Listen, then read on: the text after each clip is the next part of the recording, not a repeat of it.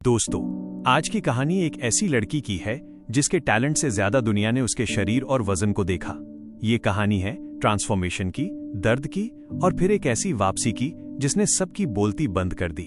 तो कुर्सी की पेटी बांध लीजिए क्योंकि ये इमोशनल रोलर कोस्टर आपको हिलाकर रख देगा। कहानी की शुरुआत होती है युबिडा से, जो एक ऐसी जॉब करती है जहां उसकी शक्ल नहीं बल्कि उसकी आवाज मायने रखती है। वो एक ऐसे ऐप के लिए काम करती है जहां वो अपनी आवाज से अकेले सिंगल मर्दों की फैंटेसी पूरी करती है। और मजे की बात यह है कि यहां उसे अपना असली नाम भी नहीं बताना पड़ता, वो खुद को मैग्वायर कहती है।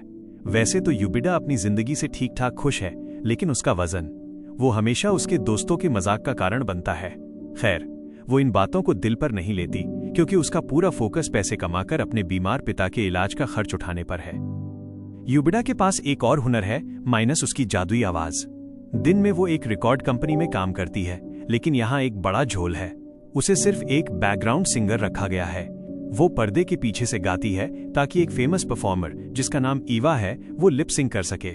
असलियत ये है कि ईवा दिखने में तो कमाल है, लेकिन उसकी अपनी आवाज और बर्ताव दोनों ही बहुत खराब है। स्टेज पर जब ईवा वाहवाही लूटती है तो वो असल में युबिडा की आवाज का जादू होता है। एक दिन कॉन्सर्ट के दौरान युबिडा गाने में इतना खो गई कि मजे में डांस करने लगी और गलती से केबल्स में उलझ गई। शो तो जैसे तैसे बच गया, लेकिन शो के बाद एवा ने युबिडा को बहुत बेइज्जत किया, उसके मोटापे का मजाक उड़ाया। युबिडा सिर्फ माफी मांगती रही। तभी वहां उस कंपनी का म्यूजिक प्रोड्यूसर आंद्रे आ जाता है। एवा को लगा आंद्रे उसकी तारीफ करेगा, लेकिन आंद्रे ने उसे इग्नोर किया और सीधा युबिडा के पास गया, उसकी मेहनत के लिए शुक्रिया कहा और उसे गले लगा लिया। उस एक हग ने युबिडा के दिल में घंटी बजा दी। शायद उसे आंद्रे से प्यार होने लगा था। बाद में युबिडा अपनी बेस्ट फ्रेंड यारा से मिली। यारा सिर्फ दोस्त नहीं, उसकी पर्सनल थेरेपिस्ट जैसी थी। डिनर पर वेटर भी युबिडा के ज्यादा खाने पर ताने मार रहा था, पर युबिडा ने यारा को बताया कि उसे लगता है आंद्रे उसे पसंद करता है। लेकिन यारा ने उसे जमीन पर ला पटका, ये कहकर कि आंद्रे जैसे लड़के के पीछे तो दुनिया भर की सुंदर लड़कियां हैं, वो युबिडा को क्यों चुनेगा। यारा ने उसे समझाया कि प्यार के चक्कर में मत पड़ो, लड़के धोखेबाज होते हैं। ये सुनकर युबिडा को अपना पुराना कॉलेज का किस्सा याद आ गया, जब एक लड़के ने सिर्फ एग्जाम पास करने के लिए उसका इस्तेमाल किया था। उस वक्त वो इतनी डिप्रेस्ड हो गई थी कि सुसाइड करने वाली थी, पर किस्मत से बच गई।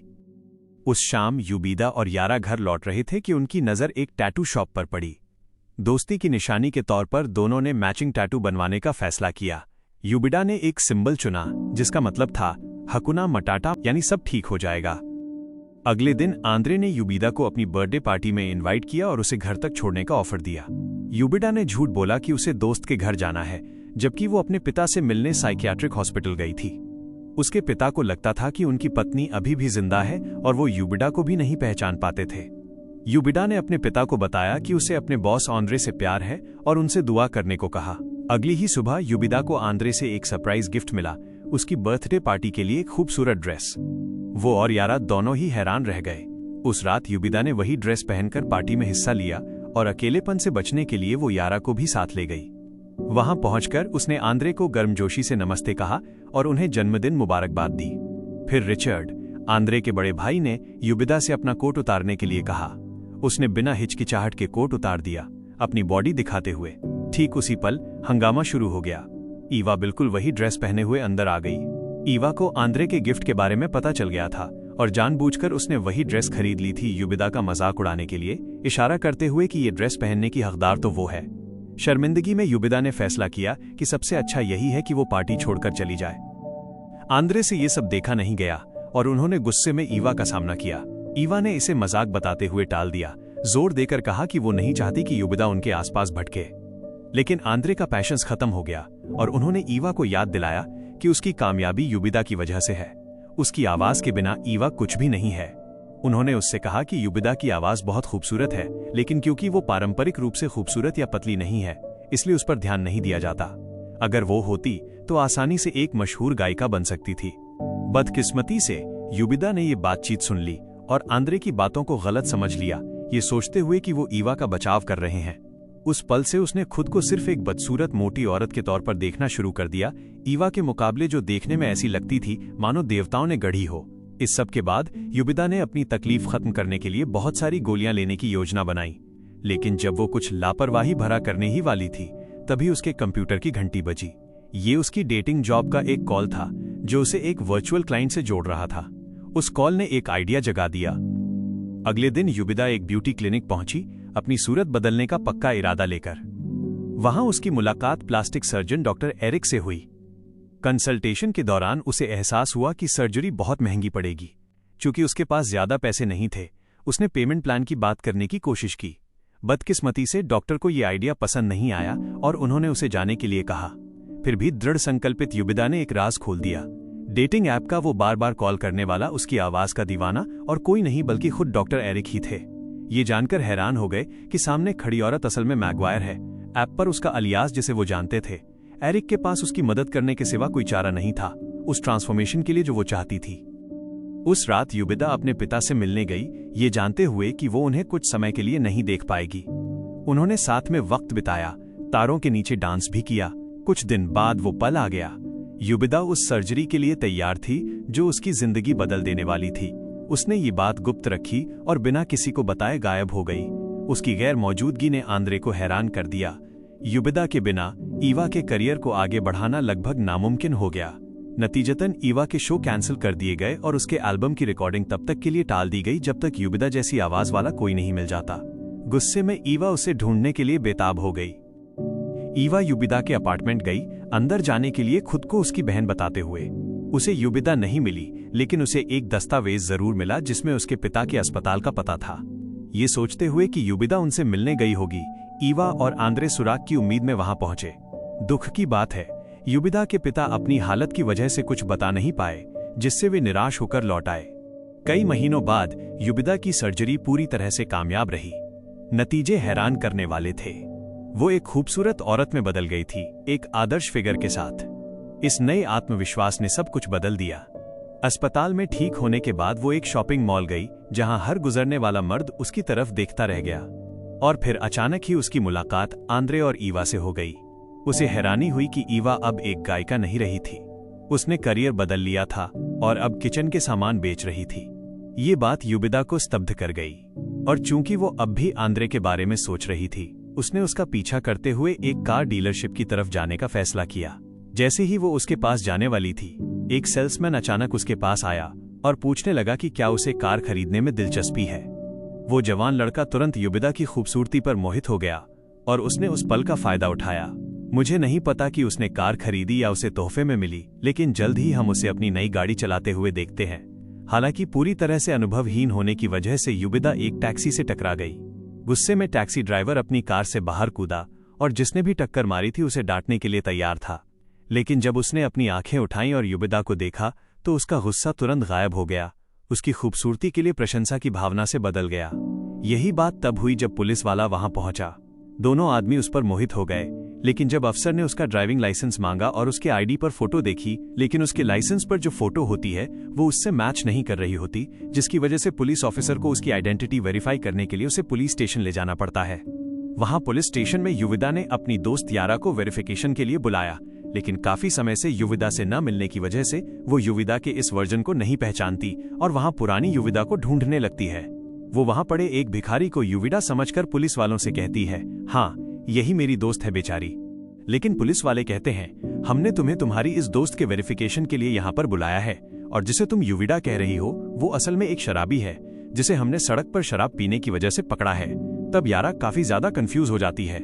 तभी युविदा आकर यारा से कहती है, अरे मैं ही युविदा हूँ। लेकिन यारा मानने को तैयार नहीं थी, तो फिर युविदा उसे वो टैटू दिखाती है जो उन्होंने साथ में बनवाया था। इस सबूत के साथ मामला सुलझ गया और उसके बाद दोनों दोस्त डिनर करने बाहर गए। जब वे रेस्तरां में थी तो यारा ने उसे बताया कि ईवा का एल्बम रिलीज इसलिए देर हो रही है क्योंकि उसे उसकी जैसी अच्छी आवाज नहीं मिल रही है। ये सुनकर युविदा ने फिर से ऑडिशन देने के बारे में सोचना शुरू किया ताकि वो ईवा की आवाज बन सके और साथ ही आंद्रे के करीब रह सके। उस सब को छोड़ते हुए अगले दिन युविदा ने फिर से ईवा की आवाज बनने के लिए ऑडिशन देने का फैसला किया, लेकिन इस बार वो एंजेलिका के नाम से गई। वहां उसने अपना सारा गायन हुनर दिखाया और सबको हैरानी हुई। वो ऑडिशन पास कर गई और आधिकारिक तौर पर एंजेलिका के रूप में कंपनी का हिस्सा बन गई।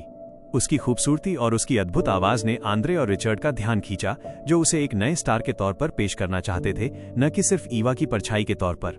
दोनों भाइयों ने अपने पिता, जो कंपनी के मालिक थे, को एंजेलिका को नई लीड सिंगर बनाने के लिए मनाने की कोशिश की। पहले तो उनके आइडिया को खारिज कर दिया गया, क्योंकि उनके पिता का मानना था कि सिर्फ ईवा में ही एक मशहूर और आकर्षक गायिका बनने की क्षमता है। लेकिन आंद्रे और रिचर्ड जिद पर अड़े रहे, इस बात पर जोर देते हुए कि एंजेलिका में एक अनोखा आकर्षण है जो हर जगह दर्शकों को मोहित कर लेगा। अपने बेटों के दृढ़ संकल्प को देखते हुए उस आदमी ने आखिरकार उसे नई गायिका बनाने के लिए हामी भर दी। इसके साथ ही एंजेलिका के रूप में युबिदा के संगीत करियर की शुरुआत हुई। उसने अपना पहला सिंगल और म्यूजिक वीडियो बनाया, जो हर जगह रिलीज और डिस्ट्रीब्यूट किया गया। सबको हैरानी हुई, गाना तुरंत इंडोनेशिया के चार्ट्स में नंबर 1 पर पहुंच गया। जैसी उम्मीद थी, जब ईवा ने एंजेलिका का म्यूजिक वीडियो देखा तो वो गुस्से से भर गई और दोनों गायिकाओं के बीच एक जबरदस्त प्रतिद्वंद्विता शुरू हो गई।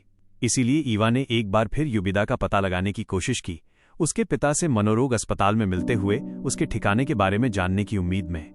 जब वो पहुंची तो उसने आंद्रे को ये बताने के लिए कांटेक्ट किया कि वो युबिदा की तलाश कर रही है, जल्द से जल्द अपना दूसरा एल्बम रिलीज करने के लिए बेताब थी। हालांकि इस बात ने आंद्रे को चिढ़ा दिया और उसने ईवा को सलाह दी कि वो किसी और पर निर्भर रहने की बजाय अपने गायन कौशल को सुधारने पर फोकस करे। ईवा को ये बात सुनना बिल्कुल पसंद नहीं आया और वो आंद्रे से नाराज हो गई। फिर भी अपनी निराशा के बीच युबिदा के पिता ने उसे एक सलाह दी, कुछ ऐसा जो ईवा के दिमाग में रह गया। इसी बीच युबिदा ने अपना दूसरा गाना रिकॉर्ड किया, लेकिन उसका परफॉर्मेंस स्तर के अनुरूप नहीं था। इसकी वजह से आंद्रे ने उसे युबिदा के ऑडिशन का एक वीडियो दिखाया, उसे उदाहरण के तौर पर इस्तेमाल करने के लिए कहा। इससे हमारी हीरोइन स्तब्ध रह गई, क्योंकि आंद्रे को यह बिल्कुल पता नहीं था कि एंजेलिका असल में युबिदा ही है। आंद्रे ने जोर दिया कि वो युबिदा को सुने और उसकी भावनात्मक शैली की नकल करे, जो उसके मुताबिक गानों को ज्यादा भावपूर्ण बना देती थी। ये सुनकर युबिदा ने पूछा कि क्या उसे वीडियो वाली औरत की तरह गाना चाहिए, लेकिन आंद्रे ने एंजेलिका की युबिदा के बारे में बातों को गलत समझ लिया और तुरंत उसे डांटा, ये कहते हुए कि युबिदा उसके लिए बहुत खास इंसान है। इस खुलासे ने हमारी हीरोइन को बहुत प्रभावित किया, जिसने अभी अभी ये पता लगाया था कि आंद्रे उसे उसकी जिंदगी का एक अहम हिस्सा मानते हैं। उसे धोखा देने के लिए अपराध बोध महसूस करते हुए युबिदा ने अगले दिन फैसला किया कि वो सच बताना चाहती है कि वो युबिदा ही है। उसने यारा से बात की ताकि उसकी राय जान सके। हालांकि यारा ने उसे चेतावनी दी कि वो अच्छी तरह सोच ले, ये कहते हुए हर मर्द प्लास्टिक सर्जरी करवाने वाली औरतों को स्वीकार नहीं करता। इन शब्दों ने युबिदा का अपमान किया और एक बहस छिड़ गई, जिसमें उसने अपनी दोस्त पर आरोप लगाया कि वो अपने बॉयफ्रेंड का इस्तेमाल सिर्फ वेट लॉस प्रोडक्ट्स तक पहुंच पाने के रास्ते के तौर पर कर रही है। फिर भी सर्जरी करवाने वाली औरतों को मर्दों का न पसंद करने वाली यारा की बात सच साबित हुई। बाद में जब युबिदा की आंद्रे से मुलाकात हुई तो उसने खुद ही इस बात की पुष्टि कर दी। उसे ऐसी औरतें पसंद नहीं थी जिन्होंने सर्जरी करवाई हो, उसे नेचुरल औरतें पसंद थीं। उसकी बातों की वजह से युबिदा ने सच बताने का फैसला नहीं किया। अगले दिन जैसे ही वो ऑफिस पहुंची, उसने ईवा को स्टूडियो में अपनी आवाज का अभ्यास करते हुए सुना। उत्सुकतावश वो उसके पास गई और आखिरकार उनकी एक बातचीत हुई, जिसमें युबिदा ने ईवा को कुछ सलाह दी। लेकिन ये कोई आम सलाह नहीं थी, ये वही सलाह थी जो उसके पिता ने एक बार ईवा को दी थी। कुछ दिनों बाद त्रासदी घटी। युबिदा को एक जरूरी कॉल आया। यारा को बहुत सारी वेट लॉस गोलियां लेने के बाद हॉस्पिटल ले जाया गया था। बात और बिगाड़ने के लिए ये उसी दिन हुआ था जिस दिन युबिदा को अपना टीवी डेब्यू करना था। लेकिन युबिदा ने अपनी दोस्त को प्राथमिकता दी और अस्पताल चली गई। जब वो पहुंची तो डॉक्टर ने उसे बताया कि यारा की जान वाकई उन गोलियों की वजह से खतरे में पड़ गई थी।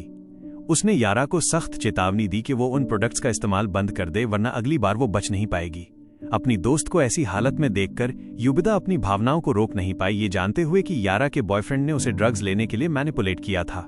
बात और बिगाड़ने के लिए रिस्की अस्पताल पहुंच गया। जैसी उम्मीद थी, युबिदा अपना गुस्सा रोक नहीं पाई और अपनी दोस्त को मैनिपुलेट करने के लिए उसका सामना किया। उसने उसे कड़ी चेतावनी दी कि वो यारा से दूर रहे और उसे फिर कभी वो गोलियां बेचने की कोशिश न करे। उस जवान लड़के के पास हार मानकर सिर झुकाने के सिवा कोई चारा नहीं था। इस घटना के बाद युबिदा अपनी दोस्त के करीब रही, उसके ठीक होने में उसका सपोर्ट करती रही। एक बार युबिदा ने अपनी दोस्त के सुरक्षित होने का यकीन कर लिया तो वो स्टूडियो लौट आई, आखिरकार अपना टेलीविजन डेब्यू करने के लिए दृढ़ संकल्पित।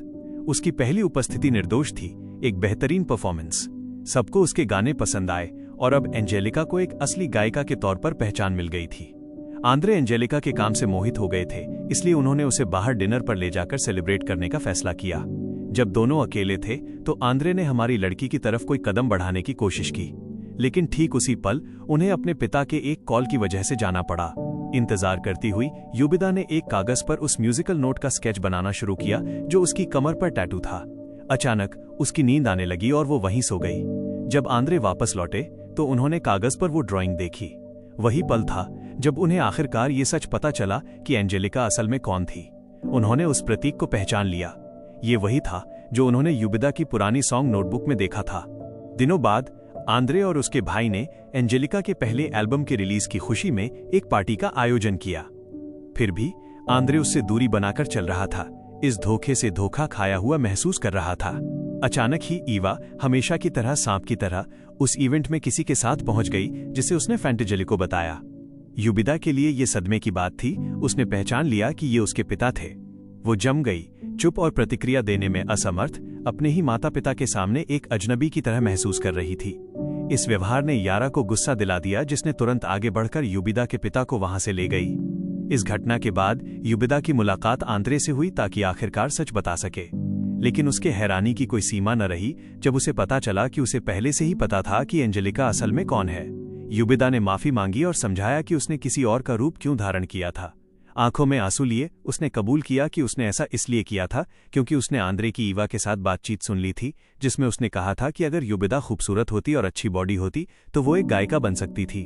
उन शब्दों ने उसका दिल तोड़ दिया था और वो अपने वजन की वजह से मजाक उड़ाए जाने से तंग आ चुकी थी। उसने कबूल किया कि उसने जो किया वो गलत था, लेकिन जोर देकर कहा कि वो बस अपनी जिंदगी सुधारना चाहती थी। ये सुनकर आंद्रे दुखी हो गया और उसे दिलासा देने की कोशिश की, लेकिन अब बहुत देर हो चुकी थी। यूबिदा ने जाने और घर चले जाने का फैसला किया, ये जानते हुए कि अगला दिन बहुत लंबा होने वाला है। उसका पहला कॉन्सर्ट इंतजार कर रहा था। अगले दिन एंजेलिका के व्यक्तित्व का अंत हो गया। जैसे ही यूबिदा अपना कॉन्सर्ट शुरू करने के लिए स्टेज पर कदम रखने वाली थी, उसके पिता अचानक प्रकट हुए और उसके कोरियोग्राफी में शामिल हो गए। रिचर्ड ने यूबिदा के पिता को स्टेज से हटाने की कोशिश की, लेकिन उसने शो रोक दिया और उन्हें वहीं रहने दिया। इस पल का फायदा उठाते हुए यूबिदा ने अपने फैन से माफी मांगी और अपनी असली पहचान सामने रखी। उसने उनके साथ अपनी जिंदगी की कहानी साझा की, ओवरवेट होने के साथ उसके संघर्ष, लगातार मजाक उड़ाए जाने का दर्द और उसने जो मुश्किलें झेली थीं। फिर भी इस सब के बावजूद उसने एक गायिका बनने के अपने सपने को पूरा किया। उसने समझाया कि कैसे उसने एक बैकअप वोकलिस्ट के रूप में शुरुआत की थी, लेकिन अब वो अपना सब कुछ देना चाहती थी। उसने अपने पिता का भी परिचय करवाया, ये समझाते हुए कि वो अभी भी अपनी पत्नी के खोने के दुख से गुजर रहे हैं। दिल को छू लेने वाले इस इकबालिया बयान ने दर्शकों में मौजूद हर किसी को प्रभावित किया। वे यूबिदा के सपोर्ट में एकजुट हो गए, दृढ़ संकल्पित होकर उसका साथ देने के लिए, जैसे वो एक असली आर्टिस्ट बनने की अपनी यात्रा जारी रखे। समय बीतने के साथ यूबिदा ने एक गायिका बनने का अपना सपना पूरा किया और उससे भी परे आंद्रे के साथ उसका प्यार फलने फूलने लगा। और इसी के साथ 200 पाउंड्स ब्यूटी की कहानी यहीं पर खत्म होती है। तो कैसी लगी आपको ये कहानी? कमेंट्स में जरूर बताना।